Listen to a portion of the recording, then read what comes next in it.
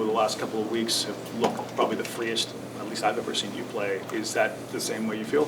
Yeah, absolutely. I missed a lot of game time, but had a lot of time to be in the gym. And over the various stages of the injury, it was just trying to maximize the opportunity to just get better. So the development staff did an amazing job of just creating opportunities for me at each level to push where I'd been previously. And I feel like it kind of showed with the 15 games I came back, just being more confident with the ball, dribbling, shooting, being a little bit more solid on defense, but just overall feeling like a better player.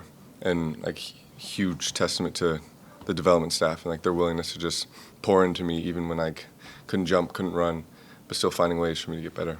Chauncey said that the way they planned to play, he came into the season expecting you to have a big year. Mm-hmm. And then, of course, the injuries happened.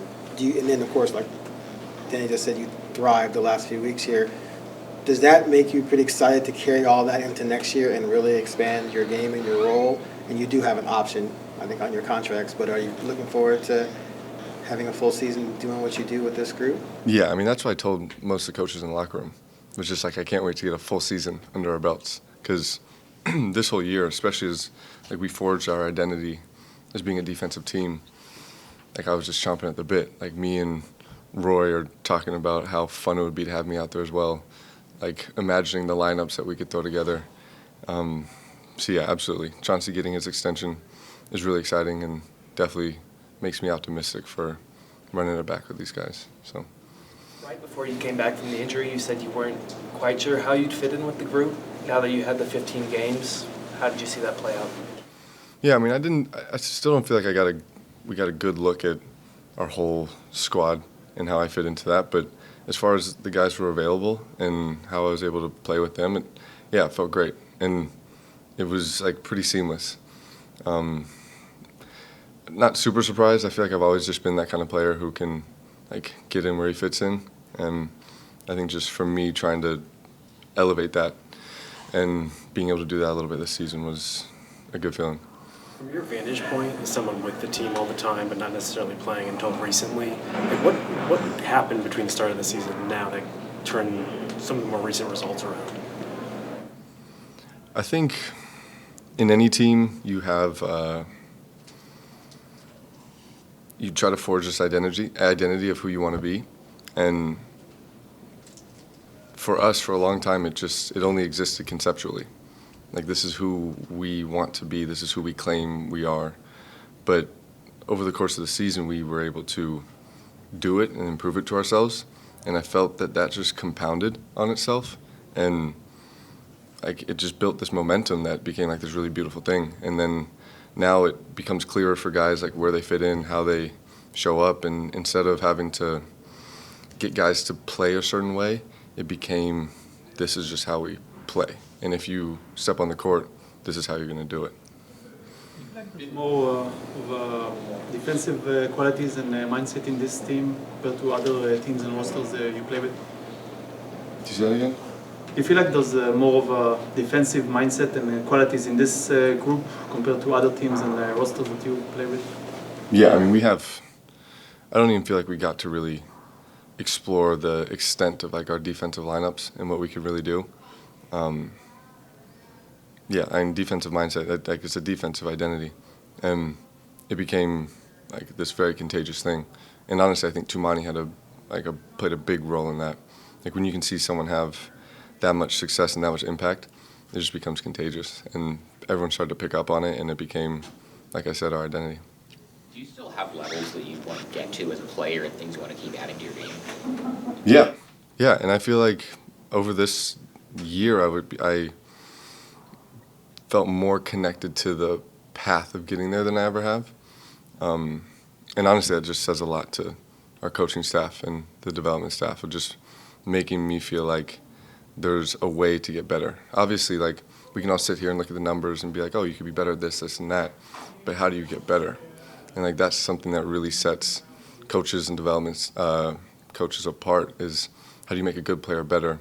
How do you introduce young players to the league and get them to fit into your offense? And yeah, they've done an amazing job with me, the young guys, and Yeah, and you look at players like Denny, like I don't think I've seen a player get that much better over one season in my career, and just continuing to see like examples of that. Tumani last year to this year, myself in 15 games. So just, yeah, I think we're all super confident. We trust the coaching staff, development staff, and just continuing to feel connected to the process and that it works. Do you recognize Chauncey's growth as a coach? Have you seen sort of how he's evolved? Absolutely. I think the coolest thing for me is seeing how much more hands-on he's become, because when you have, like, all these coaches are here for a reason. They're brilliant and they've proved it over time. It's another thing to have a coach who is brilliant and has proved it, but also has done it as a player.